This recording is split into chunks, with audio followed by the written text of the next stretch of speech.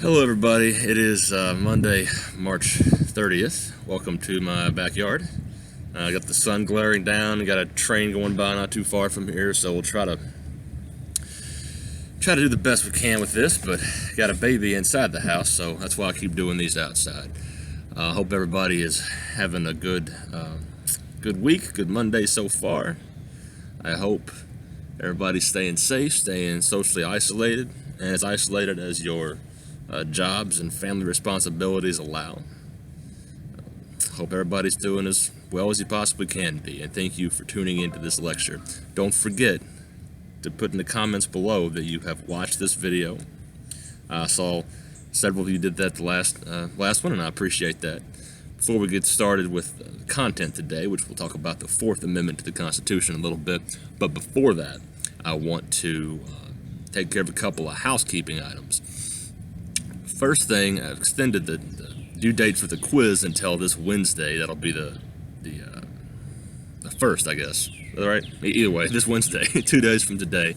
Why? Because I forgot to send it out over email last week, as I planned to do. I meant to send it to you in writing over email. If you've already got it done, great. Send it on in. And if you haven't, then look for that email later today from me about the quiz. The quiz asks you to identify an example of injustice in the United States today and tell me what you think the government can do to correct that, or should do to correct that.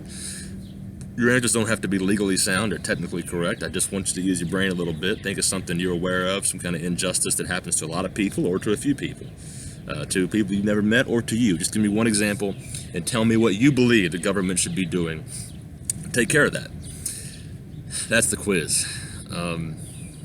And I'll send it out in writing later today. I also still owe all of you a schedule as far as what we'll cover the rest of the semester. I gave you a big list of amendments 1 week ago, and we covered the First Amendment Wednesday of last week. Going to do Amendment 4 today, but we're not just going to do one at a time. We're going to run out of time this semester if we do that, and also want to hit on a couple of Supreme Court cases that impact civil rights in general, but particularly people of color, ethnic minorities, and people of African descent. So we'll get into those a little bit later, and we'll touch on one briefly today. And that reminds me, I need to answer a question from the one of you posted on YouTube, and I appreciate that when you post in the comments, not only that you've seen the video, but that you have a question about it, a follow-up question, because we can't have the normal back and forth dialogue and type of discussion and debate that I'd like to have in class. We're going to have to do it like this. So whether you I prefer you to post the question in the comments so all your classmates can see it, but if you want to email it to me or text it to me, that's fine as well. The question was about something I said, which was my opinion, but it's not only my opinion. It's a pretty, I'd say, a popular opinion among more progressive-minded folks who know much about the Constitution. And I said that the First Amendment gives the right to free speech and free expression, but it seems like some people have a little bit more rights than others. I'll address that historically and today. Let's go with today. If you ask me why some people, or how could some people have the right to say or express more than others, the short answer is money. This is going to sound a little cynical, but it's also accurate. If I, right here on this video, were to say something defamatory, something that defames the reputation of, let's say, two different people. I said something untrue, just patently untrue and false, that casts a negative light on someone, that can hurt their professional reputation and their ability to make money, or it can hurt their relationships with families and friends and that kind of thing. If I said something terrible like that about two different people, one of them is a middle-class person who makes $40,000 a year, and the other one is a billionaire who has unlimited resources, almost unlimited financial resources. That would apply to the ways that they could come after me for my defamatory speech. Remember that I have the right to say whatever I want up to the point that it harms someone else. And if I said things that were equally harmful to a middle-class person and to a billionaire,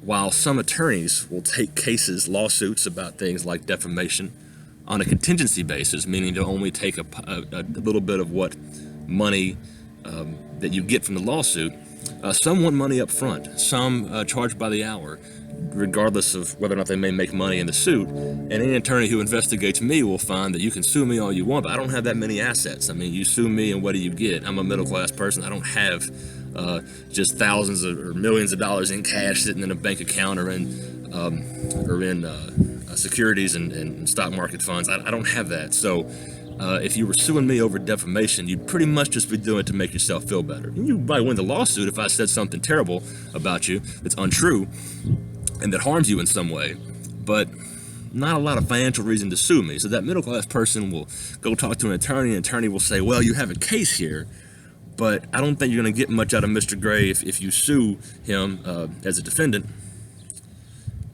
But the billionaire may go, yeah, I want to sue him just to make myself feel better, to make a point. He shouldn't have said what he said, and I'm going to make a point. And the lawyer knows, well, this billionaire can pay me $5,000, $10,000 in legal fees for a pretty simple case, even though he's not going to get any money out of this guy.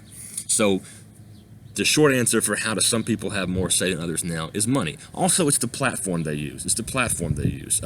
Some people have access to different media outlets and ways to express what they say, and some don't. So the freedom of speech and expression is a little complicated today, but it used to be more egregiously complicated 160 years ago.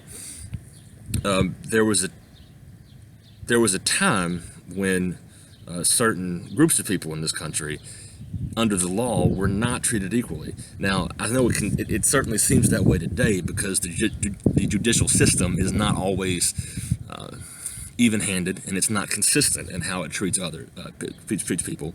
And there certainly is still discrimination in the system today. However, according to the law, there's not supposed to be. I'm not saying there isn't. I'm saying that if the system is in some way racially discriminatory today, then it can't be doing that by following the law. They've got to find some way run around that, around the actual law itself of the United States. But prior to the Civil War, so we're going back to the mid-1800s, the mid-19th century, there was a Supreme Court case that we now know as the Dred Scott decision. And the Dred Scott decision was one of the, if not the absolute worst opinion the Supreme Court has ever put forth. Remember, I told y'all weeks ago in class, we discussed how the role of the judiciary, the courts, is to interpret the Constitution, interpret the laws, and make sure that whatever the government does is within the confines of the law. And sometimes, though, the opinions themselves become law. All opinions are interpretations. All judicial opinions are interpretations of the law, but some of them address things that are not in the Constitution, that are not in the statutes passed by Congress. And so, in a way, they're creating a new avenue of law and a new way of looking at things that expounds upon the Constitution. And that's what the Dred Scott decision did. Chief Justice of the Supreme Court named Roger Taney wrote the opinion, and we'll touch on it more later in the semester, but to greatly oversimplify, it said that slaves, this is before the end of slavery, before the Civil War, so slavery was still legal in the southern states, that slaves did not have the same rights as free people, certainly not the same rights as white people. They did not have the right to sue under the Constitution. Therefore, they certainly didn't have the right to defend. They certainly did not have the ability to use the judicial system to defend any of their rights. Dred Scott decision was not about the First Amendment, but it did make very clear that, at least at that time, slaves did not have, and it's kind of written in a way that made you wonder if he meant all former slaves and people of African descent in general. It's a terrible, terrible opinion that Justice Taney wrote, but it made it clear that a white person had the ability to avail themselves of all the rights guaranteed in the Constitution, but that maybe all black people, but certainly slaves, did not. So that's an example of a time in our history when the rights of the Constitution did not apply to everyone equally. They did not. So we'll get more into that later on in this semester, but the First Amendment is more complicated than it at first seems. It really is. But if you have more questions about that, post them in the comments below. 'Cause I'm glossing over this because you could honestly spend an entire semester on the First Amendment, or at least the Bill of Rights, the first 10 amendments. That could be a class in and of itself. Maybe it will be in Simmons one day, but for now we've got one semester to do all of American government and politics. And so for now, I'm going to fast forward to the Fourth Amendment. The Fourth Amendment to the United States Constitution. And of course, we're skipping number 2 and 3 in the interest of time. If you have questions about the Second or Third Amendment, please post them below or text or email me about it. I'd be a little surprised if you had questions about Amendment 3, but the Second Amendment is still controversial. We're just, in the interest of time, we're going to skip right over that and go to Amendment 4. The Fourth Amendment protects people against government actions of search and seizure of property, and seizure of anything that belongs to you, seizure by the government of anything that does not belong to the government, and search. That's what it sounds like. If the government believes that I have illegal drugs on my person, in my pockets, or on my body somewhere, okay, they can't just arrest me and search me. They have to have probable cause. They have to have a reason to believe, a documented reason to believe that I have those drugs on me. The same would be true if one of you all said Professor Gray stole my computer. Government goes, okay, well, we need to find some reason to believe that. There are circumstances where someone's word can be enough, but it's a little tricky. Law enforcement cannot just say, hey, we heard you have his computer, so we're going to come and search your house, or we're going to search your truck, or we're going to search your wife's car, or we're going to search your office and your wife's office, and we're going to search every piece of property you have and see if we can find that computer. They have to have a reason for that. It really is almost that simple. Supreme Court cases interpreting the Fourth Amendment try to make it more complicated than it is, but just to kind of give you a overview of it, the government does not have the right to search your person or your property and seize something that belongs to you without a good reason, without probable cause. There are some technicalities here. There are some technicalities. There's something that the Supreme Court calls a search incident to arrest. What does that mean? That means that if law enforcement has a good reason to believe that you have, say, marijuana in your car, or let's say they had a reason to believe that I had marijuana in my truck. Well, y'all can't see it, but I'm pointing to my truck over in my driveway, and that they had some reason to believe that there was marijuana in there. Well, they can search my truck for marijuana. Once they find the marijuana, they're supposed to stop. This is important. This has only been the law stated so explicitly since, I don't remember the exact year, but it was somewhere around 2007, 2008, in a Supreme Court case called Arizona versus Gant. You don't have to look that up unless you really want to, but it was the case where law enforcement knew a man had drugs in his car. They got a warrant from a judge. They searched his car. They found the drugs, and they kept on looking. They found other stuff too. But they're supposed to stop once they find that marijuana. Now, if they found that marijuana in the car with a warrant, and then I'm making this up. This is a hypothetical.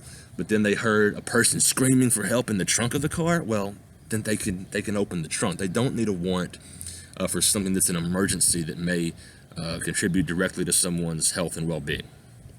So that's an important thing to remember as well. They can do a protective sweep of a house. That's when if a police officer's walking down the street and they hear someone screaming for help inside.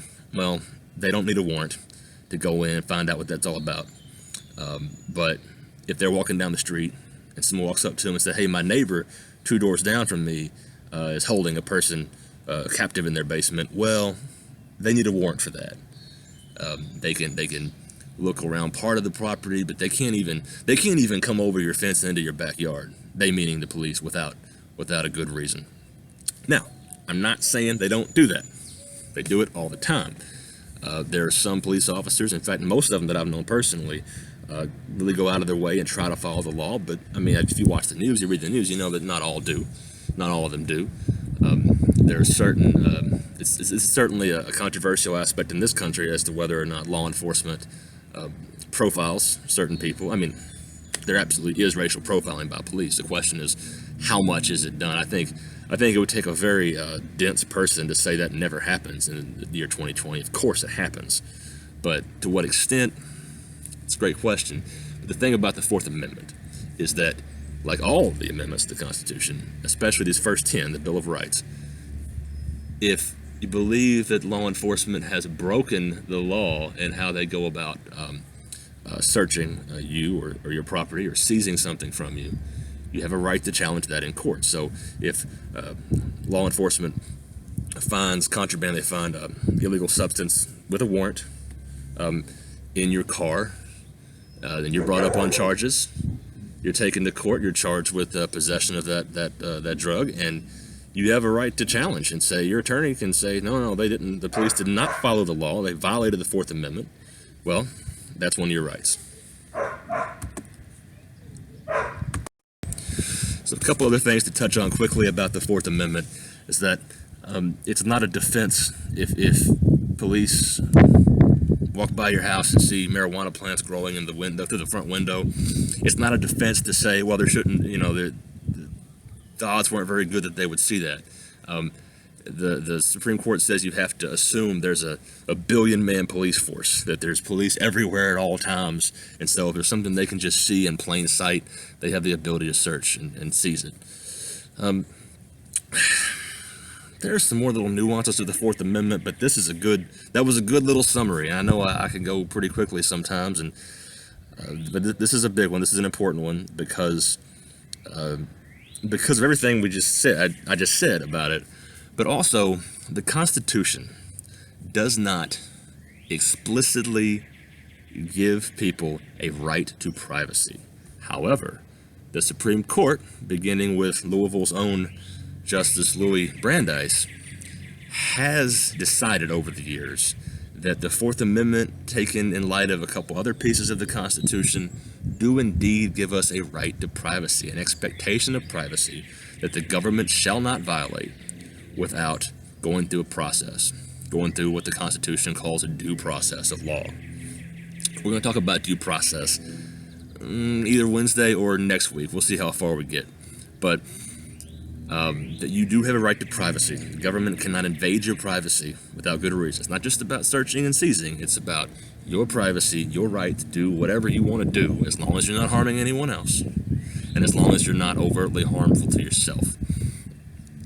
We have that right, but it's not written in the Constitution. There's a lot of things in the Constitution that we believe, we meaning people who have studied the Constitution very much, believe is in there that's not explicitly written in there. The best example is probably right to privacy. Another example is separation of church and state. The separation of church and state is not in the Constitution. Freedom of worship is, that's in the First Amendment. But separation of church and state is not in the Constitution.